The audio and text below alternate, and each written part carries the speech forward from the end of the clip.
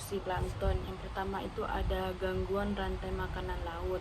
Menurut plankton, penggangguan dasar rantai makanan laut mempengaruhi organisme dari zooplankton hingga ikan besar ini mengurangi kesediaan makanan dan mengancam keberlangsungan hidup spesies laut. Yang kedua itu ada produksi oksigen global.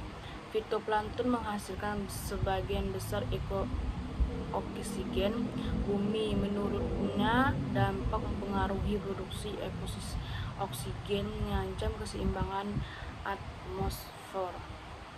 Yang ketiga itu ada implikasi terhadap perikanan. Menurutnya, plankton mengurangi sumber makan utama biota laut. Ini berdampak pada hasil tangkapan, industri perikanan, dan ketahanan pangan global. Lanjut lagi ke peran krusial plankton dalam siklus karbon. Yang pertama itu ada penyerapan karbon dioksida atmosfer.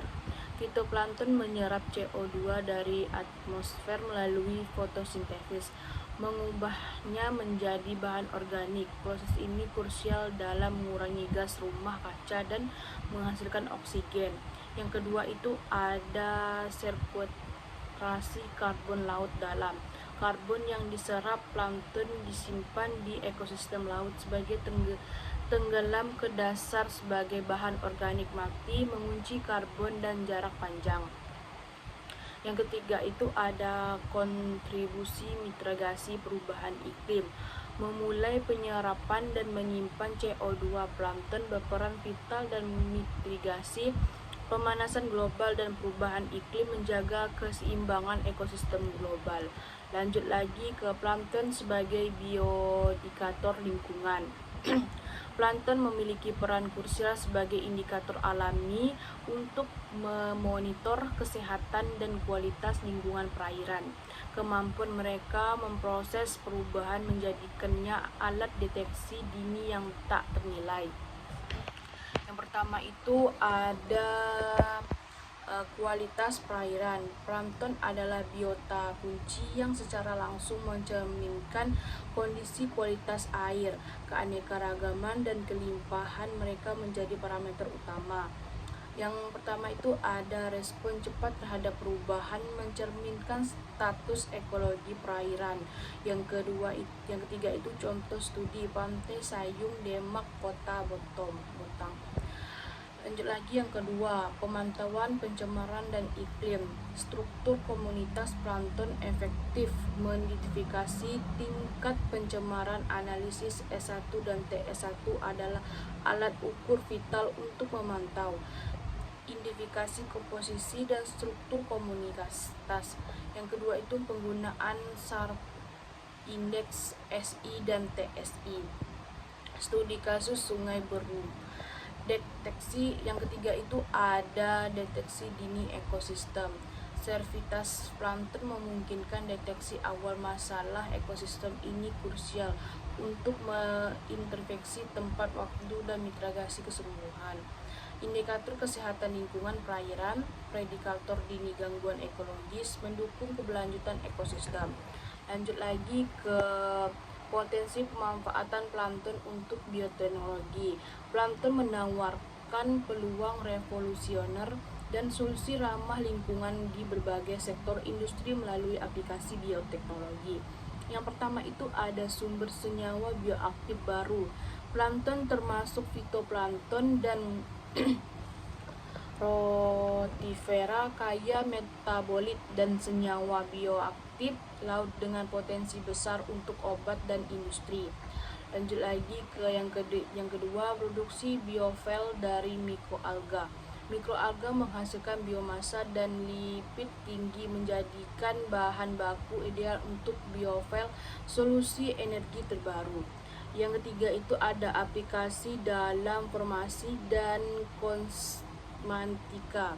Senyawa bioaktif plankton berpotensi besar untuk memperkembang obat-obatan, suplemen, serta produk kosmetik inovatif. Lanjut lagi ke inovasi dan tren penelitian plankton. Pemodelan ekosistem plankton. Pengembangan model baru untuk memahami siklus hidup plankton dan ekosistem laut mempengaruhi pemahaman tentang peran mikroba dalam siklus biokimia global. Yang kedua itu ada sensor pemantauan canggih, pemanfaatan teknologi seperti pengambilan sampel inovatif dan pengindaran jauh, memantau dinamika dan interaksi plankton dengan metode mutakhir. Yang ketiga itu genomik dan proteomic plankton, studi gen dan protein untuk memahami fungsi biologis dan adaptasi spesies, modifikasi mekanisme molekul plankton terhadap perubahan lingkungan. Lanjut lagi ke masa depan plankton tentang global. Plankton fondasi ekosistem laut menghadapi ancaman serius dari pemanasan global. Studi menunjukkan ketidakmampuan mereka beradaptasi dapat memicu keruntuhan ekosistem laut dan mengancam pasokan makanan global. Yang pertama itu ada ketidakpastian iklim. Pemanasan global dan perubahan iklim menyebabkan ketidakmampuan plankton untuk beradaptasi dengan cepat. Suhu laut yang meningkat mengubah distribusi dan komposisi komunitas plankton, mengancam fondasi rantai makanan laut dan siklus karbon global. Lanjut lagi yang kedua, tekanan polusi. Selain perubahan iklim, polusi laut dari aktivitas manusia seperti limbah, kimia, dan plastik memberikan tekanan tambahan pada ekosistem plankton. Ini memperburuk kemampuan mereka untuk bertahan hidup dan berkembang biak. Yang ketiga itu ada kesenjangan data dan penelitian. Meskipun ada kemajuan dalam pemantauan, misalnya satelit NASA PACE, masih terhadap kejahatan dan data signifikan. Diperlukan penelitian lebih lanjut untuk sepenuhnya memahami respon plankton terhadap perubahan iklim dan dampak pada ekosistem laut. Lanjut lagi ke masa depan plankton, peluang dan solusi. Yang pertama itu kebijakan konservasi laut, perumusan dan pelaksanaan kebijakan tata ruang laut nasional, peluasan kawasan konservasi laut dan pelindungan ekosistem, penerapan rencana tata ruang laut komprehensif. Yang kedua itu ada inovasi pengelolaan lingkungan, definisifikasi pangan berbasis plankton sebagai solusi keberlanjutan, teknologi energi terbarukan transplantasi plankton, peran plankton dalam mitigasi pencemaran laut. Yang ketiga itu ada edukasi publik dan kesadaran. Pentingnya memahami peran vital plankton di ekosistem laut, meningkatkan kesadaran dampak mikroplastik terhadap biota laut, mendorong partisipasi publik dalam menjaga kelestarian laut. Lanjut lagi ke peran plankton dalam ketahanan pangan global.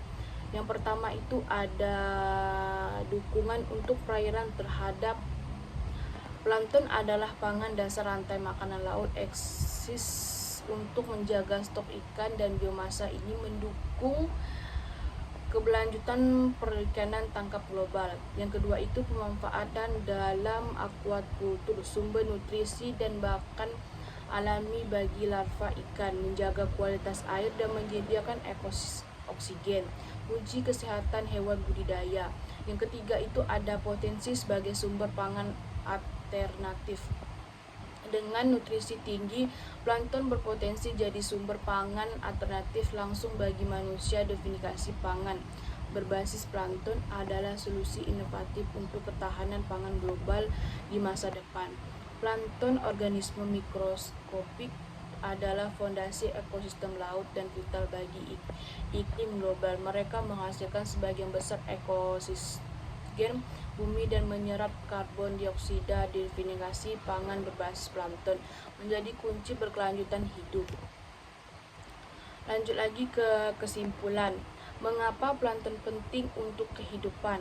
Yang pertama itu ada rangkuman peran vital plankton.